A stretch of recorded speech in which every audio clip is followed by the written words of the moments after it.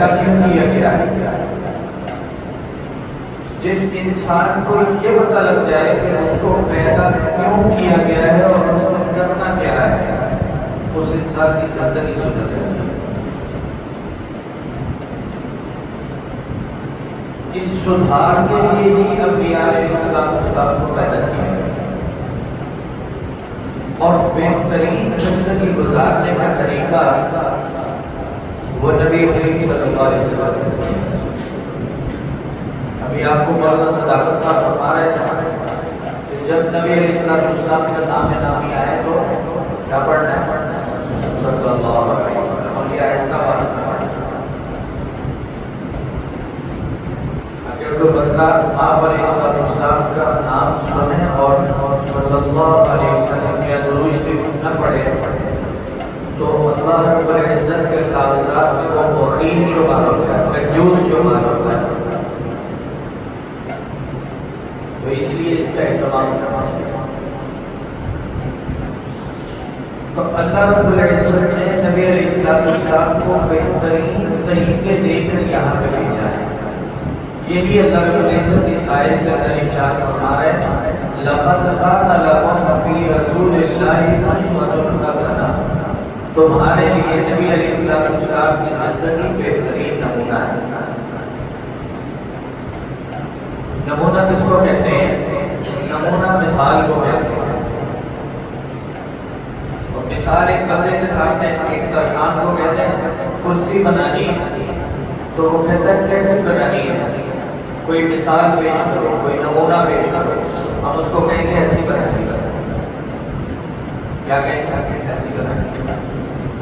لکڑہرے کو، درخان کو کوئی یہ نہیں کہے گا کہ ویسی کرسی بنانی ہے، کوئی یہ کہے گا یا اس طرح کا کوئی اور ڈیزائن اور شکل اس کو دیں گے تو اس کو نمونہ دیا جاتا ہے۔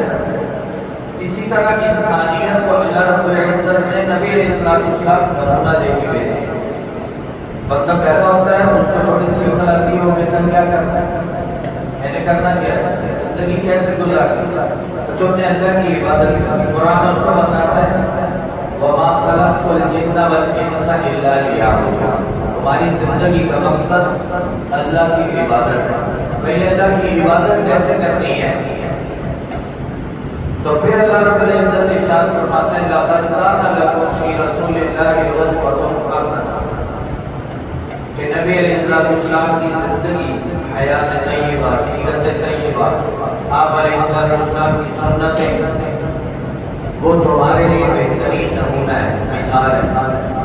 تم اس کے مطابق اپنی زندگی کو بنا لو، تم کامیاب ہو گئے۔ اب آپ علیہ السلام کی زندگی، حیات طیبہ کے اندر جو اعمال ہمیں ملتے ہیں ان کو کیا کہتے ہیں؟ ان کو سنت کہتے ہیں۔ تو ہر کام کے اندر سنت کو تلاش کرنا، ہر کام کے اندر سنت طریقہ اختیار کرنا، تلاش کرنا، ڈھونڈنا، یہی میلاد النبی ہے، یہی آپ علیہ السلام کے ساتھ محبت ہے، یہی آپ علیہ السلام کے ساتھ عشق ہے، یہی وہ راستہ ہے جس کے لیے انسان کو پیدا کیا گیا ہے۔ اب صبح اٹھے ہیں تو آپ علیہ السلام کیسے اٹھتے ہیں یہ ڈھونڈنا ہے۔ سنت کی کتابیں مل جاتی ہیں، وہ کتابیں مل جاتی ہیں جس میں نبی علیہ السلام کے اٹھنے کا، بیٹھنے کا سارے طریقے موجود ہیں۔ آپ علیہ السلام صبح اٹھتے تو دعا پڑھتے، اللہ تعالیٰ کو یاد کرنا، الحمدللہ الذی احیانا بعد ما اماتنا والیہ النشور۔ تمام تعریف اس اللہ کے لیے جس نے موت کے بعد دوبارہ زندہ کرنا ہے، والیہ النشور، اسی طرح اس کی طرف لوگ بھیجے ہیں۔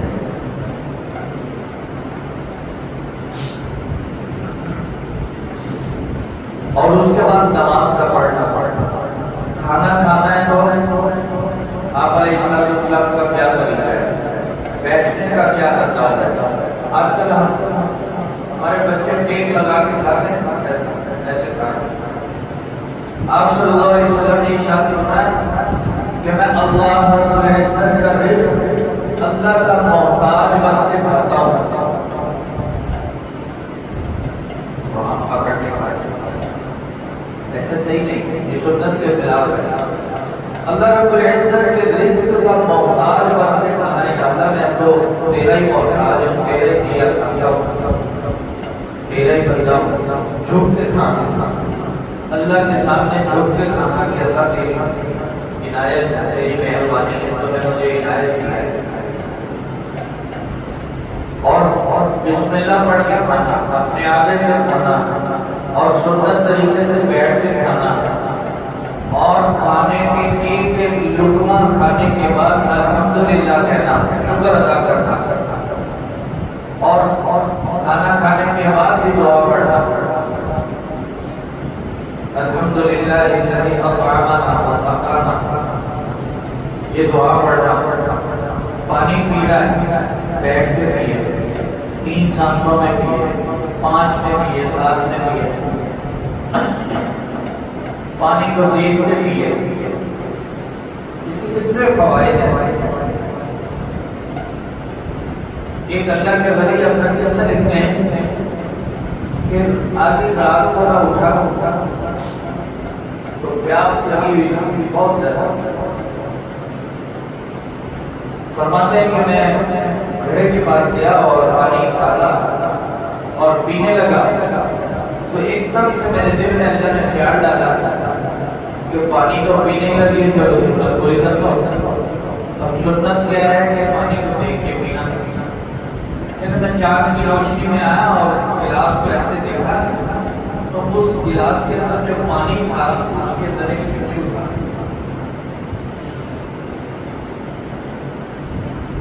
فرماتے ہیں کہ اللہ رب العزت کا اتنا احسان ہوا کہ میں نے سنت پوری کی اور میں موت سے بچ گیا، تکلیف سے بچ گیا. اگر پانی کو نہ دیکھتے اور پی لیتے تو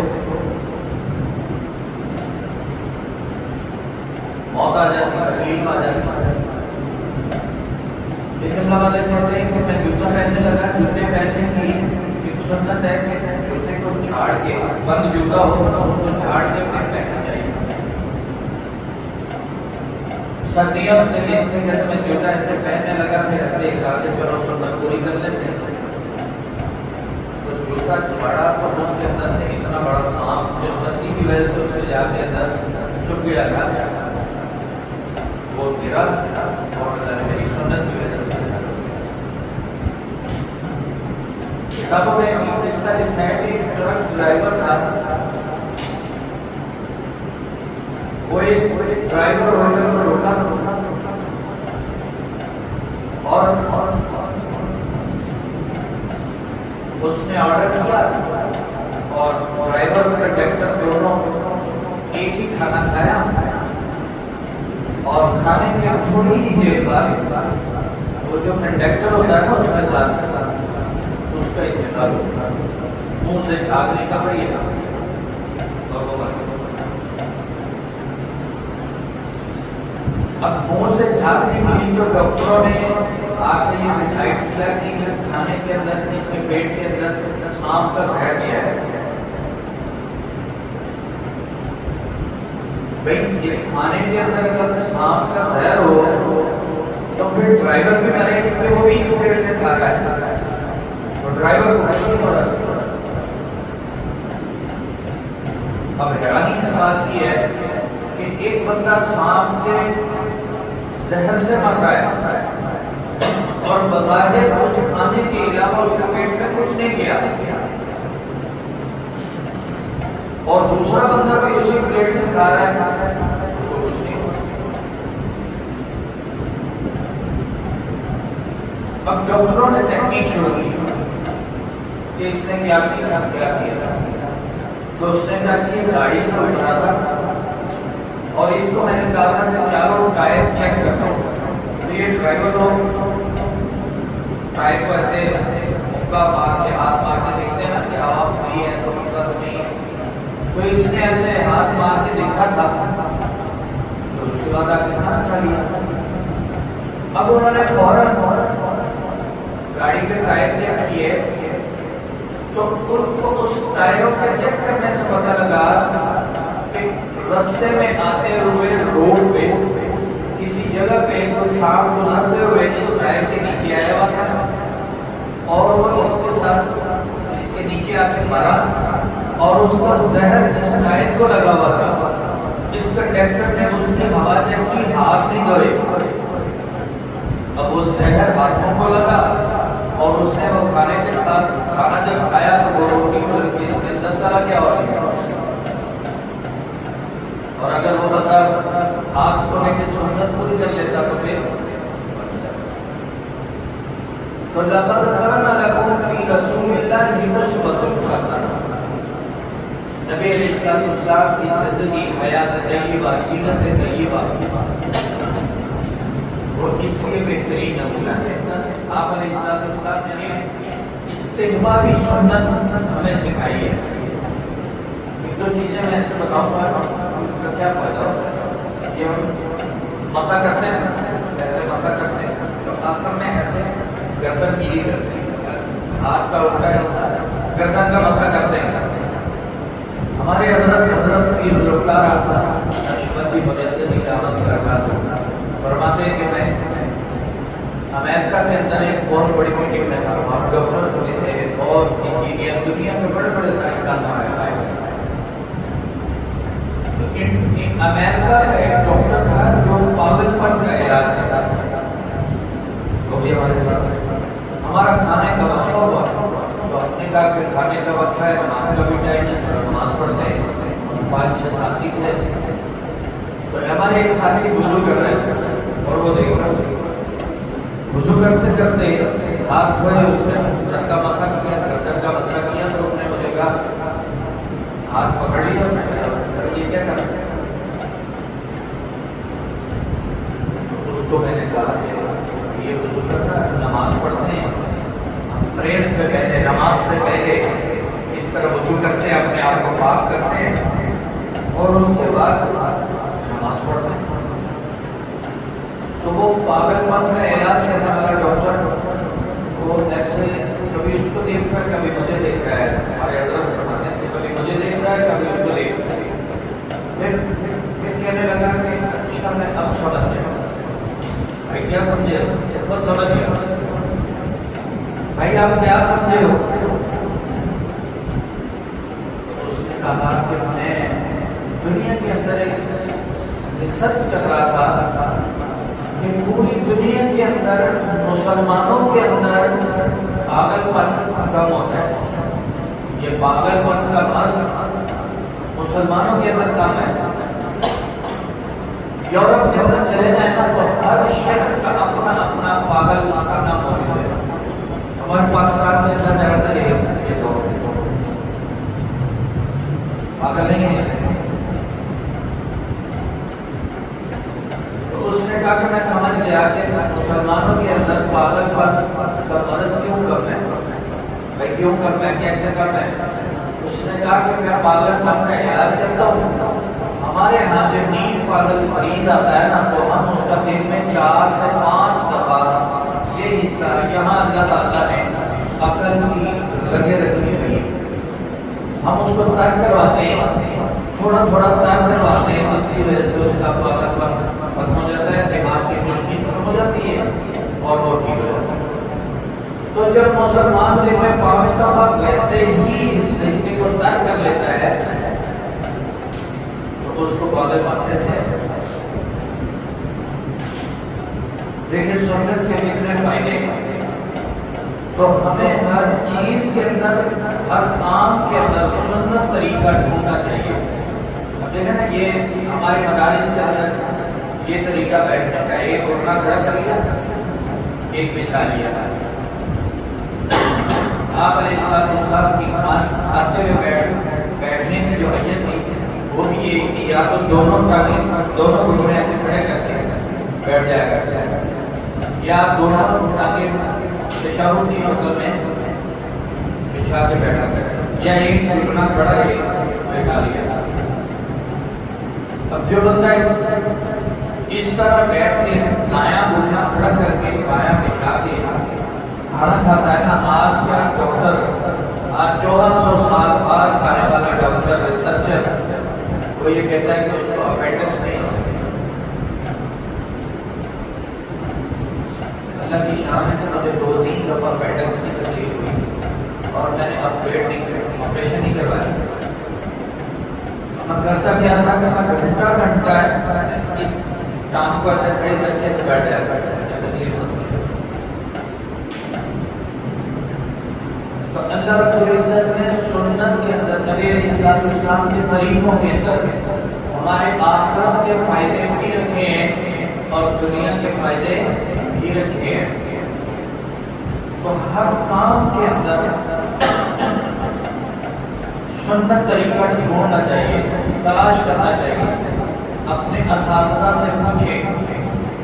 ہمارے علماء کو اس قدر محنت کی ہے، سنت اس قدر تلاش کی ہے کہ ہمارے حضرت کی کوئی بازو ایسے چڑھانا چاہیے نا تو الٹی بازو دایاں بازو میں اوپر کرنا شروع کر دیں، تو فرماتے ہیں کہ یہ اتارنے کے حکم ہے، اس کو پہلے نہیں کرنا ہے، اس کو پہلے کرنا ہے، کیونکہ قمیص کے کون سا بازو اتارتے ہیں، پہلے کون سا بازو اتارتے ہیں، الٹا بازو پہننے میں دایاں اتارنے والا ہے، تو بازو چڑھانے میں بھی پہلے یہ قمیص پہننے میں پہلے یہ شلوار پہنتے وقت پہلے دایاں پاؤں ڈالیں، جوتا پہنتے وقت پہلے دایاں پاؤں ڈالیں، اتارتے وقت پہلے دایاں اتاریں۔ اچھی جگہ پہ پتہ کہتا مجھے یاد نہیں رہتا کہ ایک اچھی جگہ ہے ایک بری جگہ ہے۔ اچھی جگہ میں داخل ہوتے ہوئے جو بھی ہے باہر سے زیادہ ہمارا گھر ہے، باہر کے ماحول سے زیادہ ہمارا گھر ہے، وہاں داخل ہوتے ہوئے دایاں پاؤں، نکلتے ہوئے بائیں۔ مسجد میں داخل ہوتے ہوئے دایاں پاؤں اندر کرنا ہے، نکلتے ہوئے بایاں پاؤں پہلے باہر کرنا ہے۔ تو یہ سنت، یہی وہ اخلاق ہے، انما بعثت لاتمم مکارم الاخلاق۔ آپ علیہ السلام نے ارشاد فرمایا کہ بے شک مجھے بہترین اخلاق بنانے کے لیے، مکمل کرنے کے لیے پیدا کیا ہے۔ آپ علیہ السلام نے جو حیات طیبہ دی ہے، جو اخلاق کا نمونہ دیا ہے، اس کے بعد اخلاق کا کمال ہوگا۔ کوئی دنیا کا کوئی یورپ کا کوئی تن ٹوٹا اس نے یہ نہیں کہہ سکتا کہ میں نے ایک نئی چیز، نیا اخلاق جو ہے وہ آپ دنیا میں متعارف کروایا۔ آپ علیہ السلام بتا رہے ہیں، اور ہمارے پاس کوئی سارا افسوس کی بات یہ ہے کہ ہم نے اپنے نبی کے نمونے چھوڑ دیے، باتیں چھوڑ دی، سیرت چھوڑ دی، سنت چھوڑ دی اور غیر آپ سے کے بولنے کے بھی اخلاق موجود ہے۔ جیسے آپ علیہ السلام نے ارشاد فرمایا لیس المؤمن بالطعام ولا اللعان ولا الفاحش ولا الزنا، کہ مومن آدمی کیا نہیں ہو سکتا؟ لیس المؤمن بالطعام، مومن آدمی کھانا دینے والا نہیں ہوتا، کھانا نہیں دیتا، ولا اللعان لعنت نہیں کرتا، ولا الفاحش گندی باتیں نہیں کرتا، ولا بزی اور گالی گلوچ نہیں کرتا۔ یہ اخلاقی بات ہے۔ المسلم من سلم المسلمون من لسانه ويده، مسلمان وہ ہے جس کے ہاتھ اور زبان سے کسی کو تکلیف نہ ہو۔ اتنے زبردست اخلاق ہے۔ جو بندہ اخلاق نبوی کو اختیار کر لے، اس کے گھر میں بھی لڑائی ختم، اس کے باہر بھی لڑائی ختم۔ جب ہم سب یہ اخلاق اختیار کر لیں گے تو ہماری ساری لڑائیاں ختم ہو جائیں گی۔ صحابہ کرام کی لڑائی ان سے درست پہلے حالات اور تھے، لڑائیوں ہوتی تھی، چھوٹی چھوٹی بات کے بعد مبارک ہوا تھی۔ پھر صحابہ کا معاشرہ ایسا بنا ایسے ایماندار نیک صالح لوگ، دنیا کے بہترین نیک لوگ، متقی لوگ پیدا ہوئے کہ دنیا میں اس سے پہلے نہ اتنے نیک امتی آئے نہ ان کے بعد آئے۔ اتنے زبردست لوگ صرف کیسے؟ آپ علیہ السلام کی سنت اور سیرت کو اختیار کرنے سے وہ دنیا کے ہادی بن گئے. اس لیے نبی علیہ السلام نے ان کے بارے میں ارشاد فرمایا، صحابہ کے بارے میں ارشاد فرمایا، اصحابی کا میرے صحابہ ستاروں کی طرح کہ ایہم اقتدیتم اقتدیتم، تم میں سے جو بھی ان کی ابتدا کرے وہ ہدایت پائے. اللہ رب العزت سے دعا ہے اللہ رب العزت ہمیں نبی علیہ السلام کی تعلیمات اور سنت کے مطابق زندگی گزارنے کی توفیق نصیب فرمائے. آپ حضرات اس میں کوشش کریں، آپ کے پاس اساتذہ ہیں، علماء ہیں، ان سے پوچھیں کہ اس بارے میں کیا سنت ہے. ہر کام کے بارے میں پوچھیں. اللہ رب العزت ہمیں ان باتوں پر عمل کرنے کی توفیق نصیب فرمائے. وآخر